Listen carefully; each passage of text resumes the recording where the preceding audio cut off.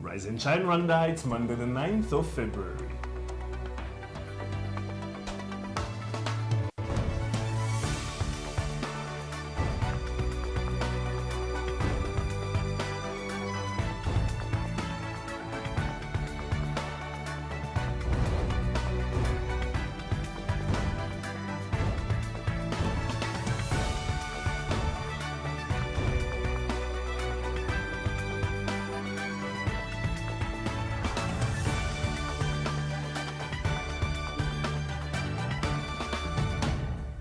Coming up on today's Rise and Shine Rwanda.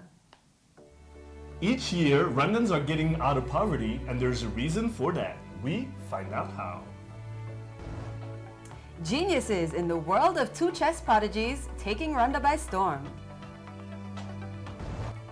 And Motivation Monday, we get exercise tips on how to prevent or manage arthritis.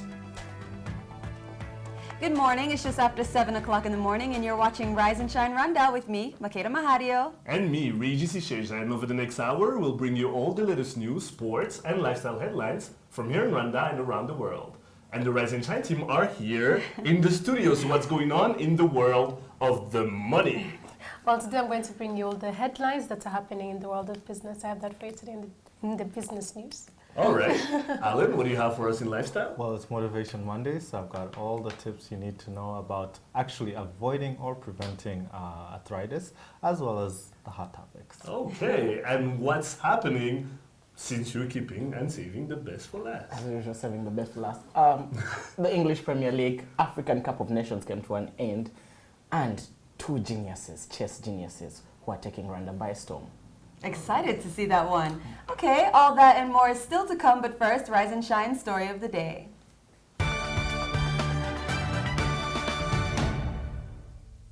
Social economic change, psychosocial help, life skills training, you name them. Higu, a program designed to help Rwandans cope with their everyday struggles, has been helping more than 72,000 families across the country.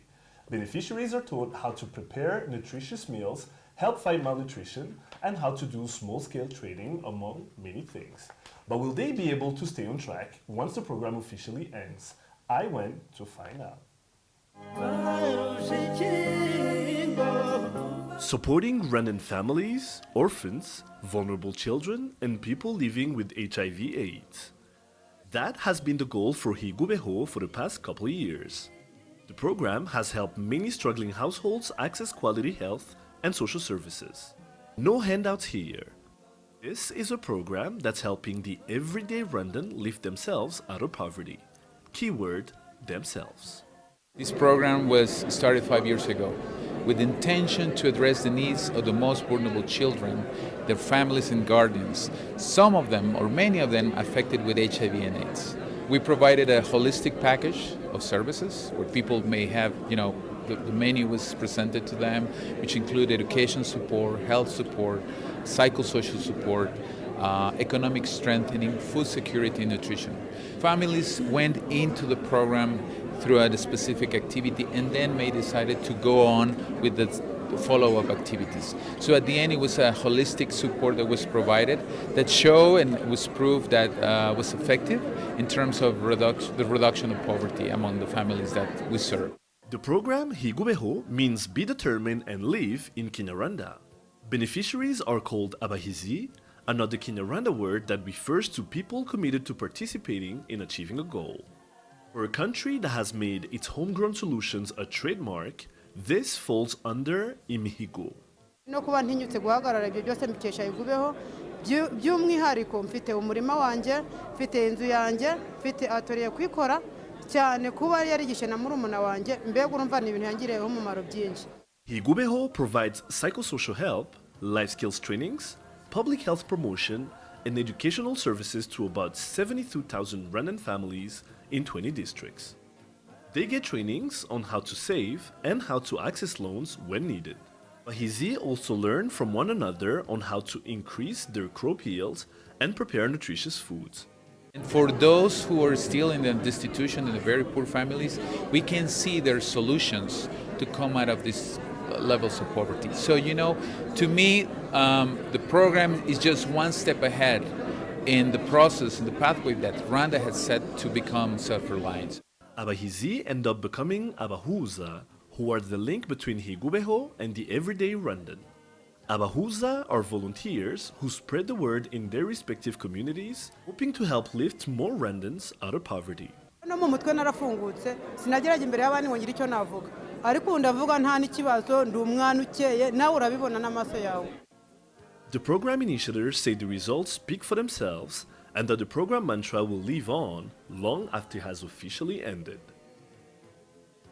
Regis Isheja, Rise and Shine Rwanda.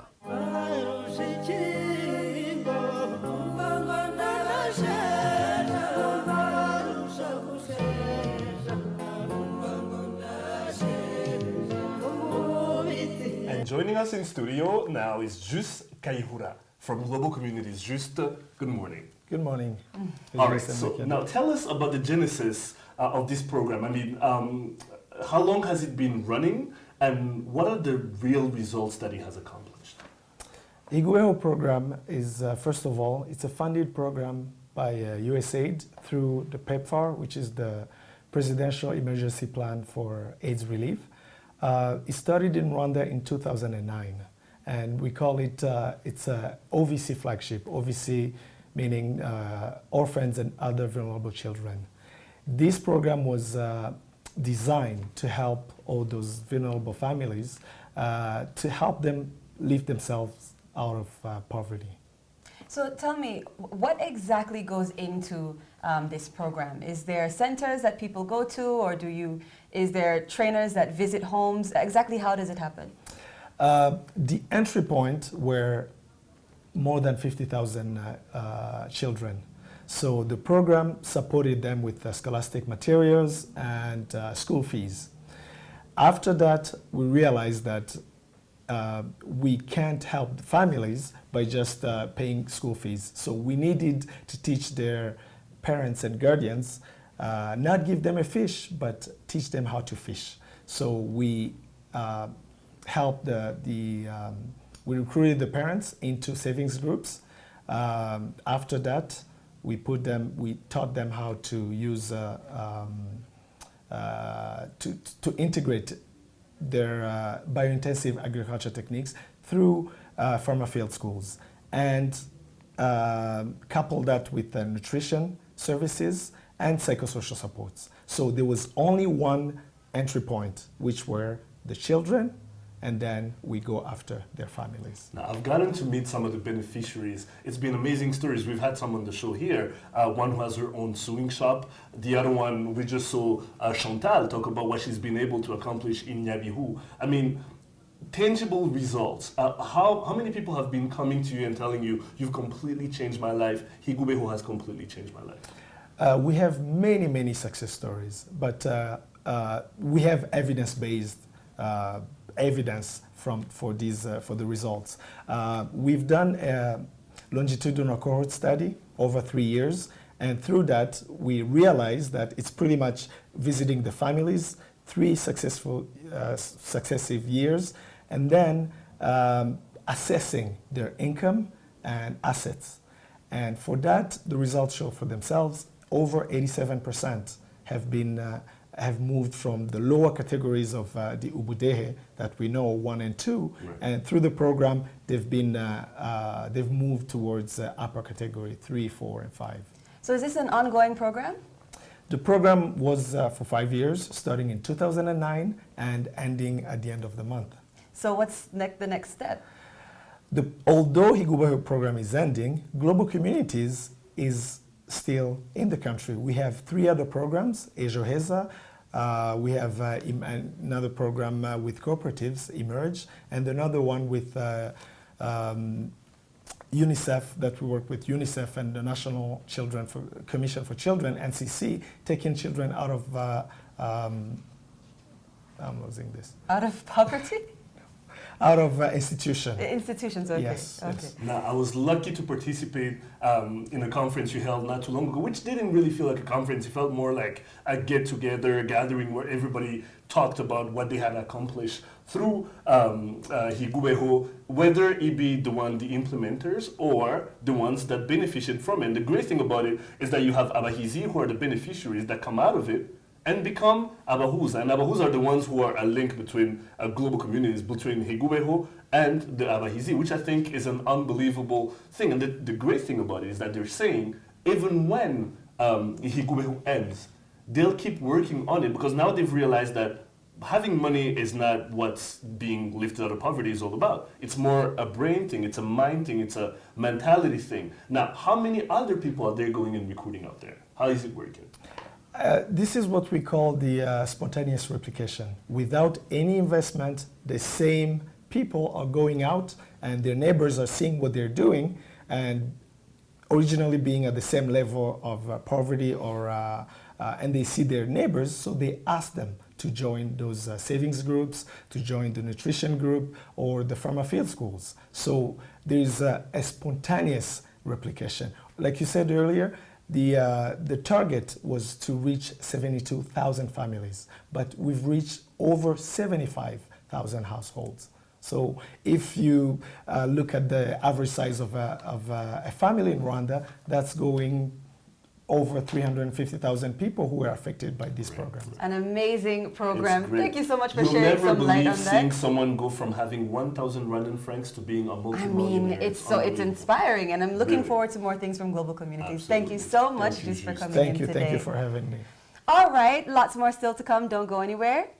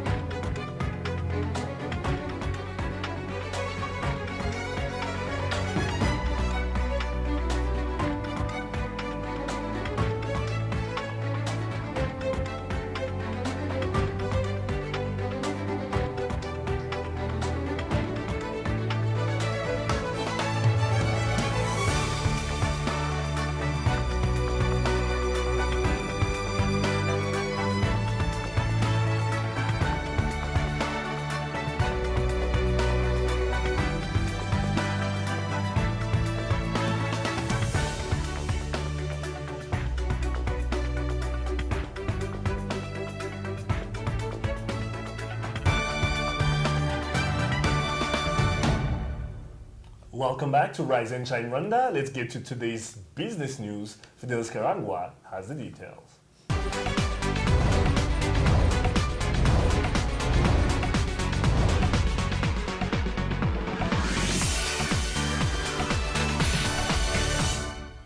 Business stories making headlines today.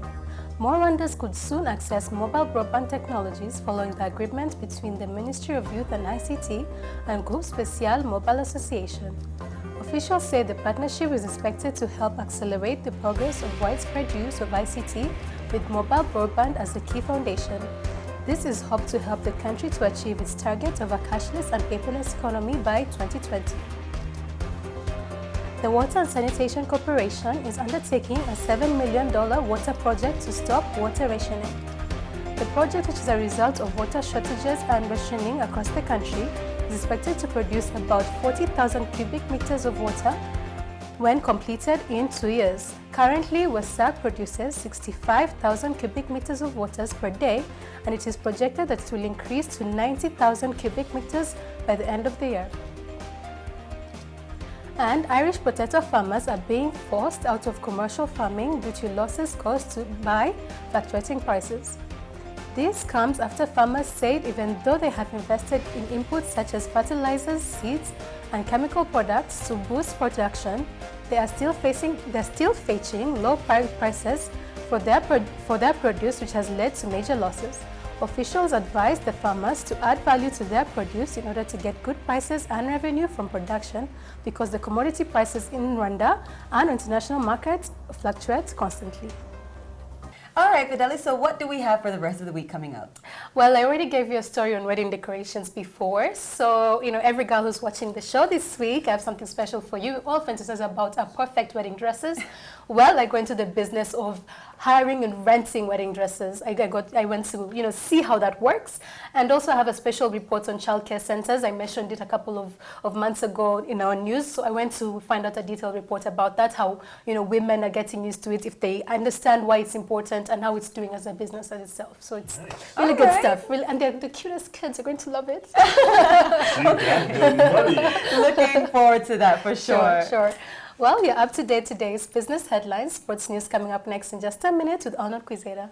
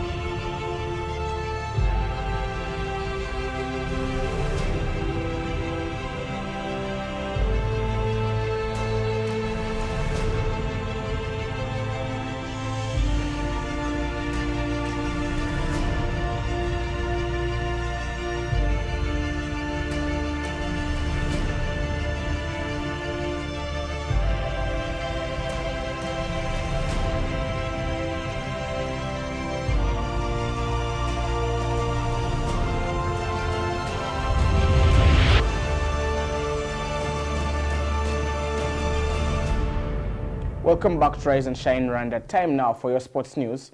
I'm Arnold Quizera.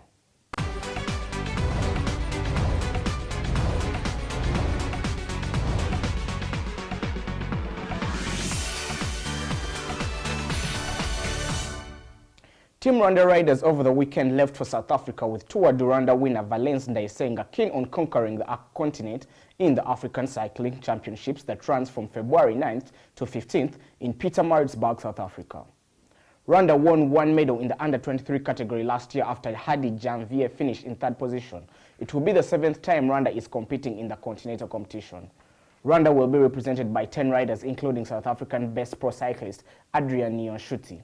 Niyonshuti has been training with his team MTN Kobeka in Italy and also competed in the Majorque cycling race in Spain last month. 2 Rwandan riders, 17-year-old Samuel Mugisha and Jean Diek Jiribuntu, will be making their debut in the junior and women categories respectively. The duo has spent more than 2 months training at the International Cycling Union Centre in South Africa. Chelsea beat Aston Villa 2-1 on Saturday to move 7 points clear at the Premier League summit as second-placed Manchester City fluffed their Lions at home to Hull City. City had kept Chelsea within their sights by holding Jose Mourinho's side to a draw at Stamford Bridge last weekend, but after drawing 1-1 against Hull, the champions' grip on the title is weakening. James Milner earned the hosts a share of the points with an injury-time free kick after David Maley had put Hull ahead in the first half, but City have now won only once in 6 league games. Earlier, local favourite Harry Kane scored twice as Tottenham Hotspur leapfrogged Champions League qualification rivals Arsenal by coming from behind to win a pulsating North London derby 2-1. Mesut Ozil volleyed in Arsenal in front at White Hart Lane, but a ferocious Tottenham onslaught saw Keane Nates a 56th-minute equaliser before heading in as a sensational winner 4 minutes from time. Liverpool failed to make ground on the top 4 after being held to a goalless draw at Everton in what was probably visiting captain Steven Gerrard's final Merseyside derby. Liverpool, who lost Lucas Leiva to injury, came closest to breaking the deadlock in the 27th minute when 19-year-old winger Jordan Ibe rattled the left hand upright with a 20-yard drive. And finally, like many sports and games in the country, chess has started mushrooming in the country as the sport has started to gain presence in the country, more so propelled by the mushrooming young talents. 2 siblings, Ian Murara and Layola Mohoza, have been flying the Rwandan flag high at international events, and over the weekend, I caught up with these geniuses to find out what drives their passion. Chess, a game of strategy played by 2 players, is one of the most popular games in the world, with the game tracing its roots back to 1850. The recent tries of Ian Murara and Layola Mohoza have brought attention to a sport in need of the sport's back pages. My name is Ian and I'm 12 years old. I like playing chess. My name is Layla. I'm the second born. I'm 11 years old. I go to Green Hills Academy and I like chess very much. At their tender age, one is keen to know when these prodigies started playing chess and why. Well, I started playing chess when I was 6 and I actually started it here. Well, it was in this particular saloon. I started playing chess at 5 when I was 5. At first, I didn't really like it, as my father taught us the same day in this same area. But then I wasn't interested at it, so I didn't really like chess. For a game she didn't originally have interest in, Layola has experienced some of her fondest memories thanks to the pawns, knights, and castles. It was when I went to Norway, and when I bet people of 25 and above. When I bet them with no putting that much effort, and I was very happy for that. And when I went to Norway, I felt like continuing playing chess forever. Having already represented Rwanda at a world championship and an Olympiad, these ambitious teenagers dream of one day taking over the world. I wish I could become, well, I'll work for it to become a grandmaster, a very good player. I want to be able to beat everyone. I want to be able to become the best player in Rwanda, then in Africa, then maybe the world. I'm not looking forward only beating girls. I'm looking forward to beat my father, my brother, and other people. But how do they prepare for a chess tournament? I train with my brother, who is better than me, and I also train with my father. And because we have books about our Garry Kasparov, Karpov, and many other good chess players, I go there and I look forward it, and I see the games, and then I see the opening that they do, and I start like that, and then I'll be sure I'll beat them. As a need to keep a fresh mind, Ian and Layola, like many of their peers, have their own sports stars and favorite teams. Basketball. It's LeBron James. Favorite sport is soccer, so my favorite team is FC Barcelona. I like the players, Suarez, Neymar, and my favorite player is Lionel Messi. The two are not only siblings but also training partners, so we tasked them on how best they know each other. Blue. She's right. Aqua. He's right. Doctor. It's true. Businessman. True. Okay, they do know a lot about each other, but there were some misses. Bad boys. Too.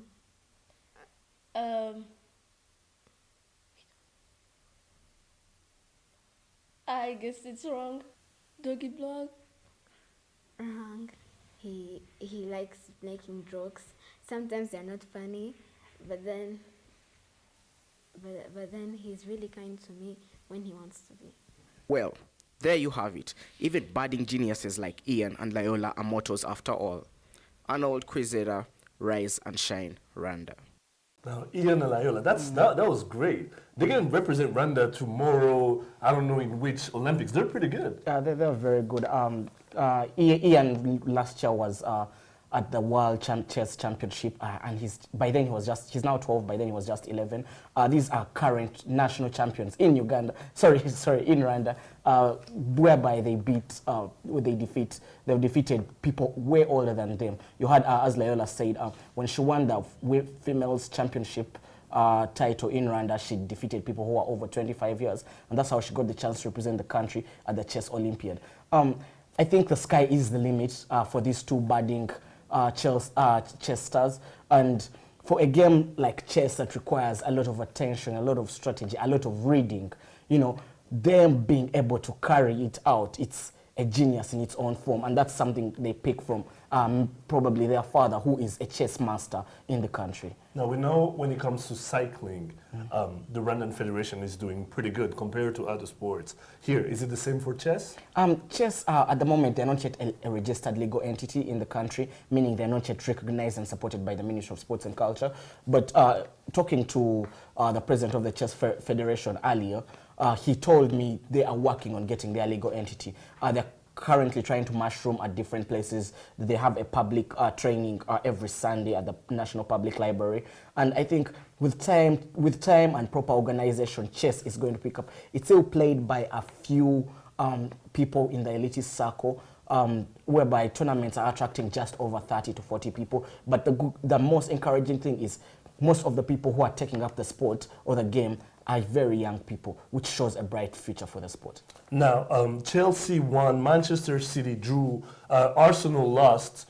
What can we take from this week in the English Premier League? I think the English Premier League right now is still, it shows, as we predicted at the beginning of the season, it's Chelsea's title to lose. Them coming out with a comfortable victory over Aston Villa, Branislav Ivanovic scoring a nice goal. James Milner, as you see there, had to score in the 93rd minute for Manchester City to get a point against Hull City. Again, Manchester City continued to struggle without Yaya Toure, who was at the African Cup of Nations. I think he will be back for the game over the coming next weekend. Manchester City haven't won a game in the Premier League without Yaya Toure since 2012. That shows you the value Yaya Toure is to Manchester City. His form came late for the African Cup of Nations. He started showing up for the party in the quarterfinals. But then again, I think what's going to be the most entertaining part of this year's Premier League is going to be the battle for third and fourth place position. Liverpool drawing away to Everton, and then you have Tottenham Hotspur beating Arsenal for the first time in a very long time in the London Derby. Harry Kane again scoring his 21st and 22nd goals of the campaign, showing what a classic player he is. Mesut Ozil again on his return to the Premier League is starting to be the player worth £45+ million. And I think Arsenal are going to question themselves when it comes to the defending and their mentality. Arsenal Wenger coming out to slam the referee. I think this is an old horse's last days of last kicks. I think Arsenal may go in for Jurgen Klopp in the transfer season as a new manager. The team really look like they're not motivated to win the big games. They're not showing up in the big games as it has been haunting them for the past decade in the English Premier League. So it's still a close race. Southampton also winning late on, and then maybe when we talk in La Liga, Real Madrid being beaten by Atletico Madrid. We don't talk about that. Now let's move on to the Africa Cycling Championships before we wrap up. I mean, Team Rwanda is going in there strong. Yeah. What are our chances? I think Team Rwanda, compared to the two of Egypt, they're going to have more players more cyclists in the African Cycling Championship in South Africa, in Pietermaritzburg.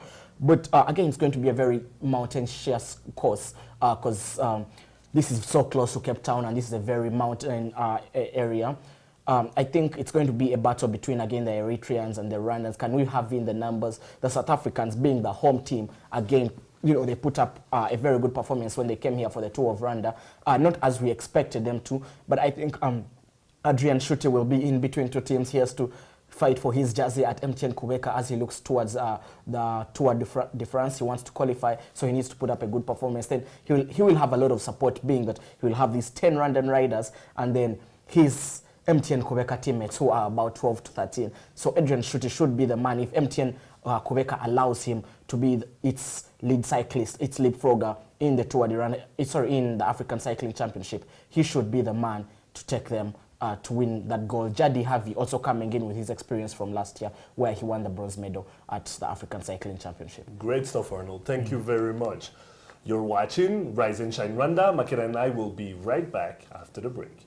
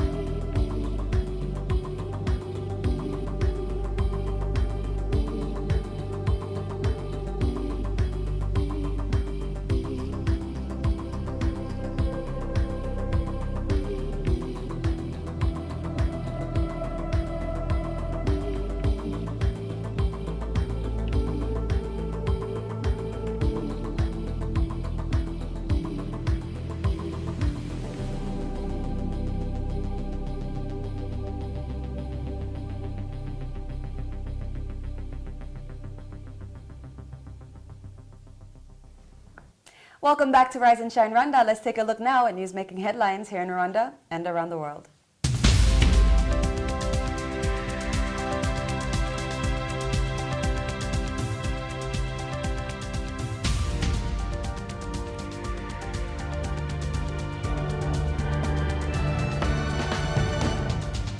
Some 800 women from Nyaruguru and Kayonza districts have completed training in coffee production and practices.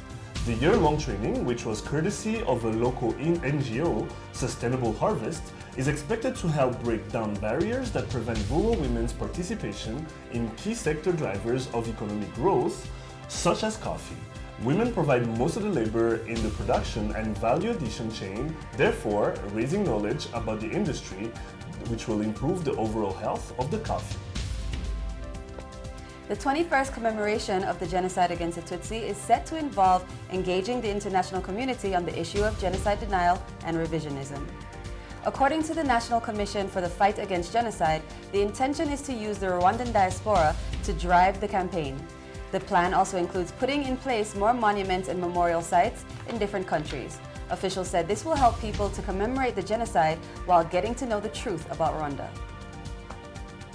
A French rights group has condemned what believes to be an attempt by public television channel France 2 to deny the 1994 genocide against the Tutsi in Rwanda. Collectif des Partis Civils pour le Rwanda were offended by a broadcast that aired last month which referred to the events of April 1994 as genocide against the Hutu by the Tutsi. The president of the group, Alain Gauthier, said, quote, "It is simply unbearable to hear such distortions of the truth. It is rewriting of history by ignorant journalists and with malicious intent." At least 5 people were killed in a road accident over the weekend after the bus they were in overturned in Rulindo district. Reports say the accident was caused by a brake failure, forcing the minibus to overturn several times, claiming 3 of the passengers' lives on the spot. 2 others died on arrival at the hospital, with 10 others in critical condition. And in international news, the February 14th Nigerian election has been postponed for 6 weeks, which the opposition has called a major setback for democracy. The Election Commission said it moved the poll date because troops required to protect polling stations were being deployed to fight Boko Haram. Nigeria has been battling an insurgency by Boko Haram in the northeast. The postponement was welcomed by the ruling party.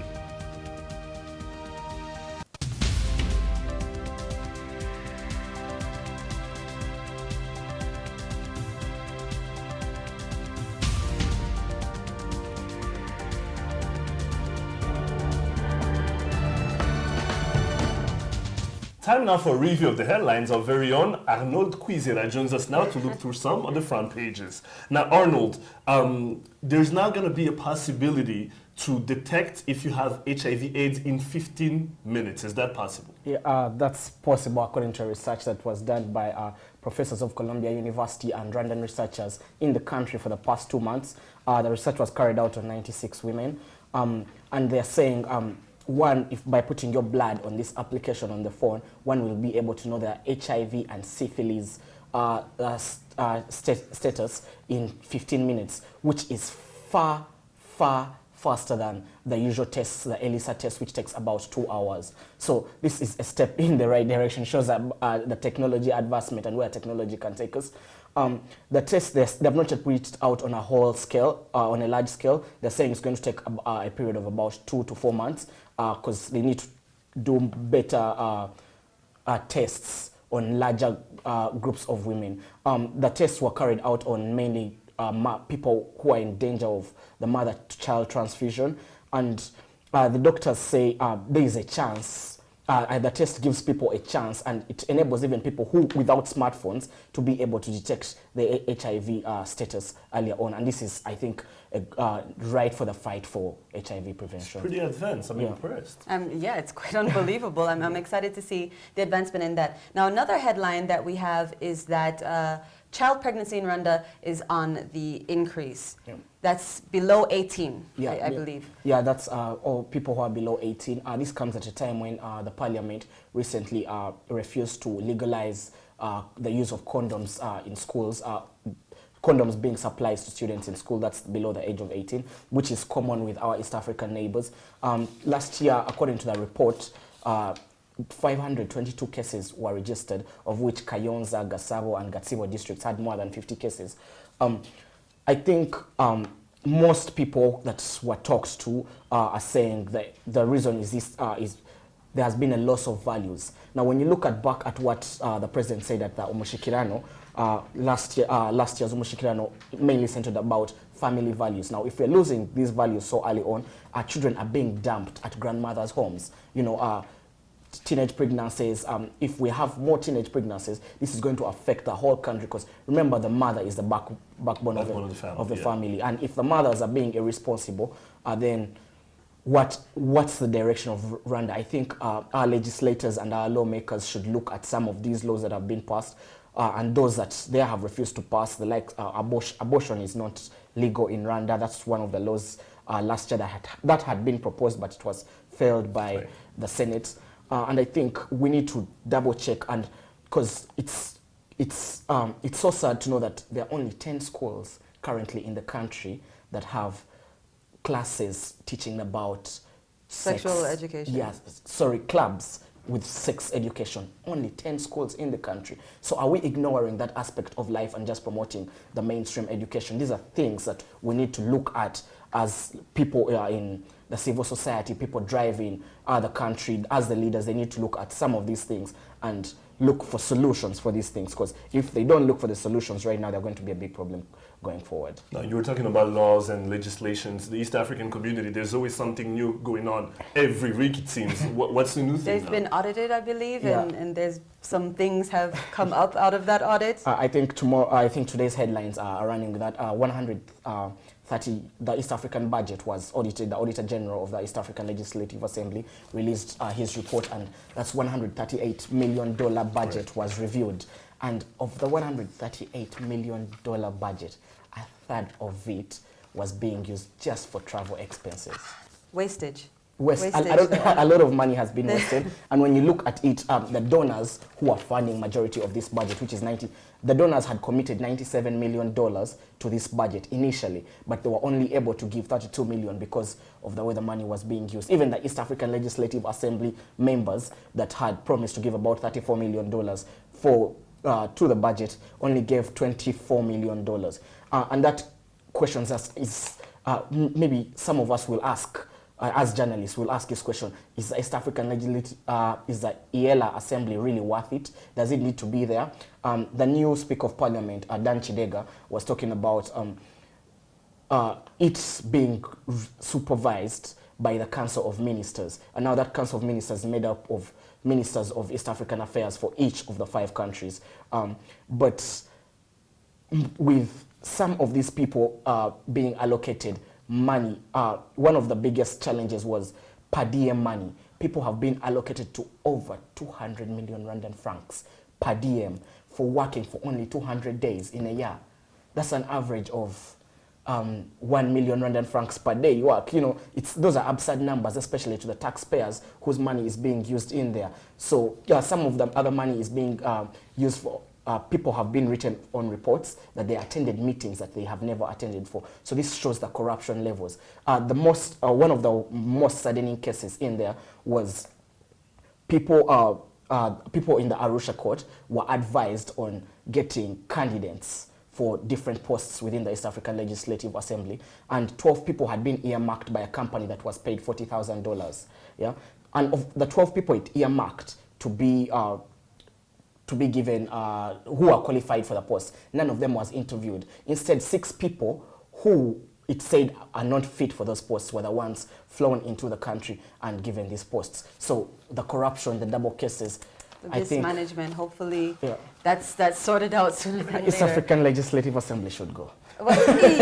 Well, anyways, lots more still to come. Lifestyle is up next. Plus, we take a look at what's hot right now in our daily debate section, Hot Topics. We'll be right back.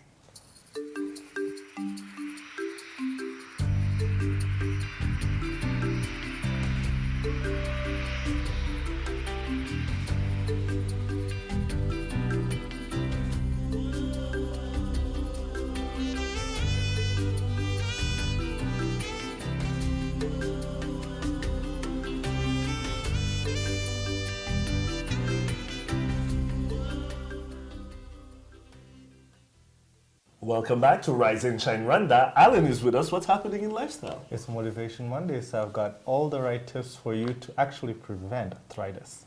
Looking forward to it.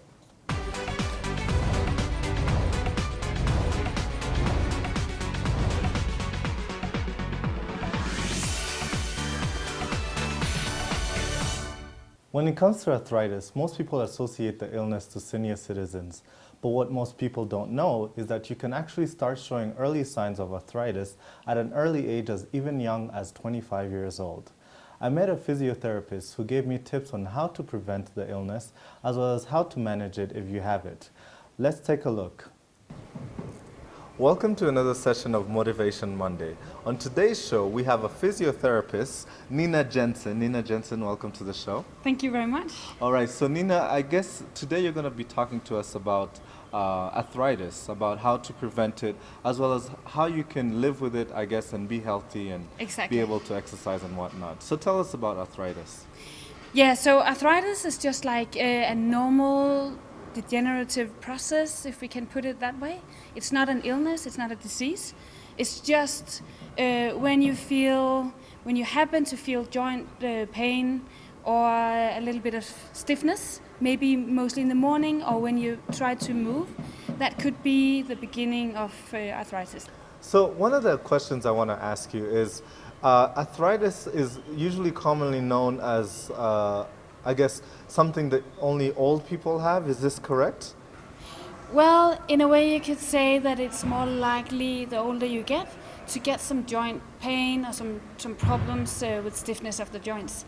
So yes, it is something that is related to age, but also you could get it just like as an early age. And like here at Vaka we see young people, and it's actually said from research that maybe about 5% of the population between 25 and 35 would have some kind of arthritis, early degenerative cartilage.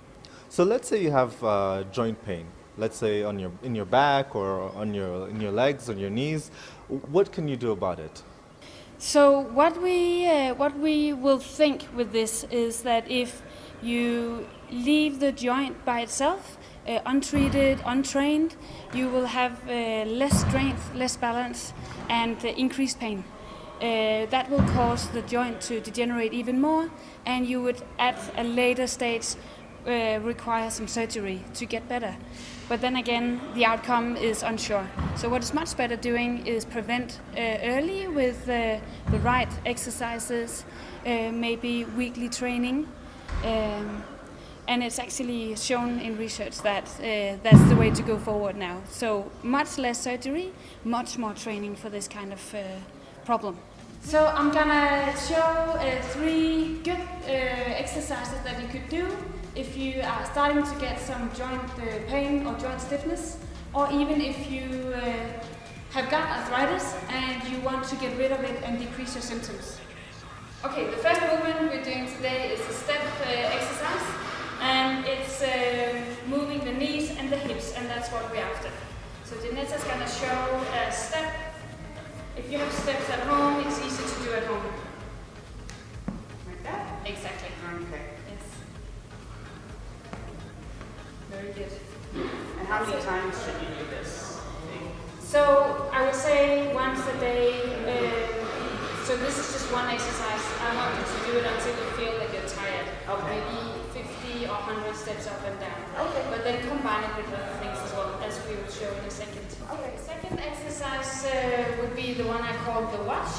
It's giving strength to the leg muscles, especially around the knee, and also balance.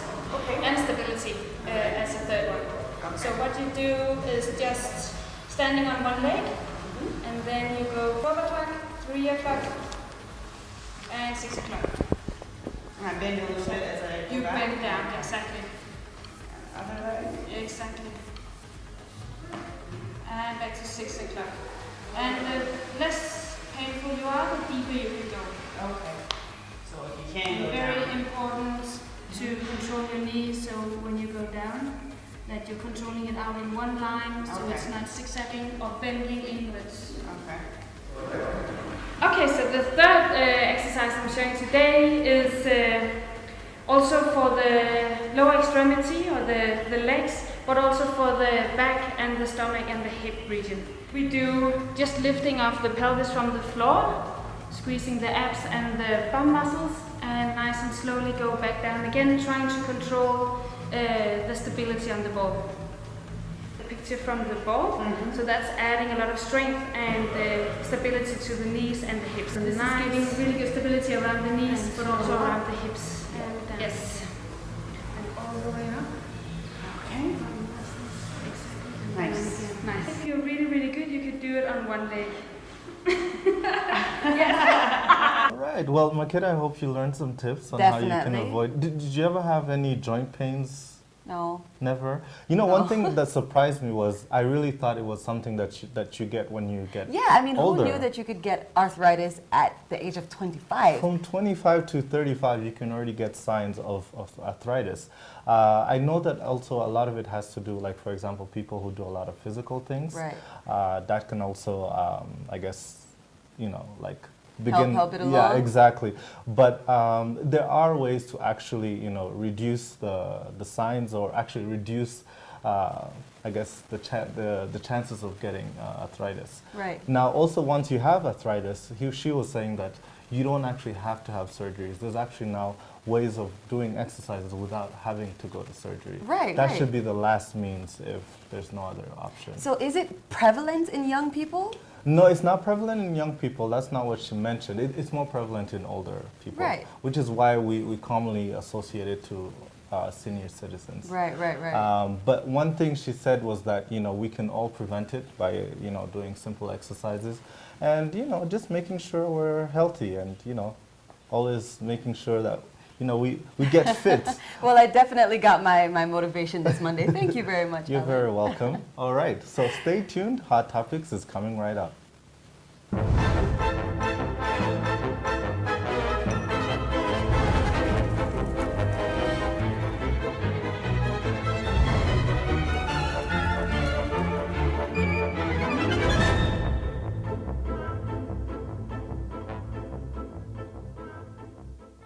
Welcome back. It's that Hot Topics time again. As always, you can join in on the debates through our social media, whether on Facebook or on Twitter. Let's get into our first hot topic, guys. So when I read this, I was actually really happy, and I'll tell you why. So you guys know the Rwanda Water and Sanitation Corporation, which is also known as WASAC. Well, they recently contracted an American firm, which is going to install a water treatment, which is going to provide basically close the gap of the water shortage we have here in Kigali. Now, what you guys may not know is that Kigali actually needs about 100,000 cubic meters a day, and right now we currently only get about 65,000 cubic meters. So with this new water plant, they're actually going to be able to fill that gap, which is great because I don't know about you guys, but I'm so annoyed when I wake up in the morning, turn on the tap, and there's no water. Isn't that annoying? Definitely. So by July 5th, 2015, which is in a couple of months, the plant will be started and we'll be able to, I guess, you know, start seeing the water shortage just completely disappear in our city. Just another step towards 2020. Absolutely. I thought it was a great thing, and I don't know. What do you guys think? I think before the whole EWASA situation, I think even when the president complained about it at Parliament last year, it's the one of those pillars in the Vision 2020 goals that was lagging behind, and I think it's the one that's still very behind when it comes to water and then the energy side, which is now REG. Yeah, so I don't know if this real rebranding and will help us and really give us water. Let's wait for July and get water. I feel like with the rebranding, there's more attention that it is attracting now, and people. How many times have they rebranded over the past 5 years?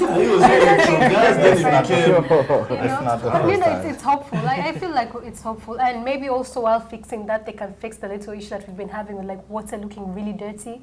Even when you have it, it looks really dirty. Really? Yeah, it looks white sometimes. It just looks white. You Just white water? cloudy. I think mine is brown. Yeah, I know, and brown. Okay, It's I don't so know about sad. brown. Like they You should guys fix are that scaring too. me. It's so wrong. It's so wrong. Yeah, Okay, honestly, well yeah. that's good news. What It's else great do you news. have? Hopefully it'll also be for the future of the country as July will hold them accountable. well. Exactly. All right. Good on knocking to, on their doors.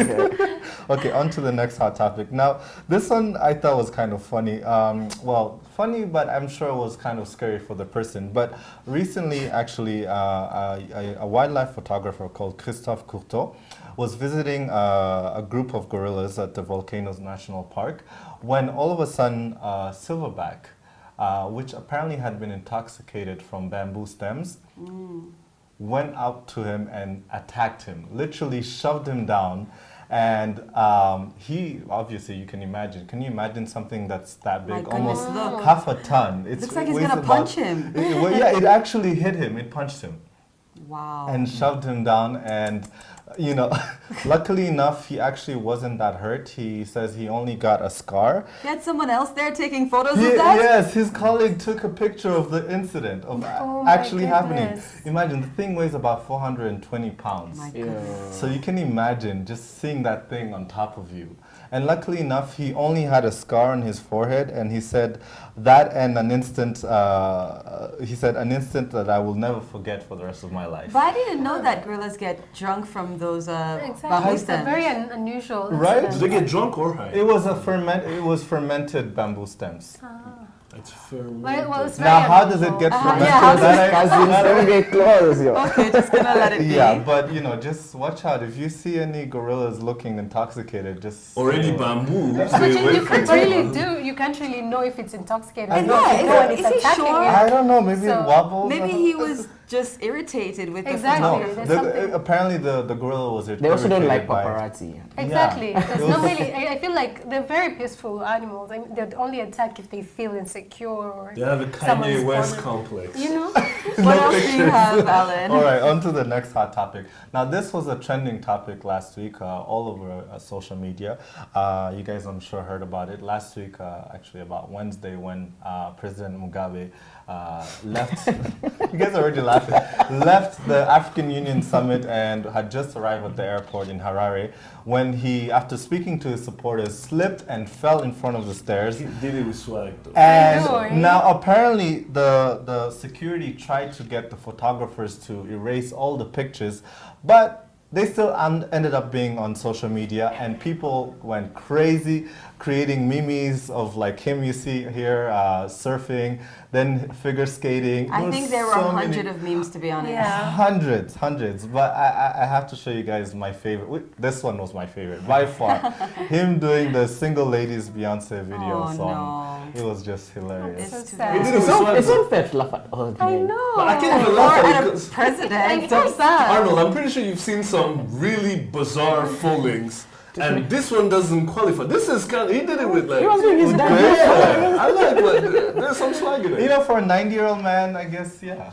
Yeah, and in the apparently 90s? it was the step that he missed. It was anyone would have fallen. I think some people were saying, That's you know, what they it have just to shows say. that Of he's course. old or whatever. But apparently it was just a bad situation. It's just I mean, falling, hey, man, people. you Let know, it go. I fall Yeah. all the time. I know. Thank goodness there's no memes of me doing it. But anyway, all right. Well, don't forget that we love to hear your thoughts, comments, and feedback on what we're talking about here on Rise and Shine Rwanda. Tweet us at Rise and Shine RW. Like us on Facebook.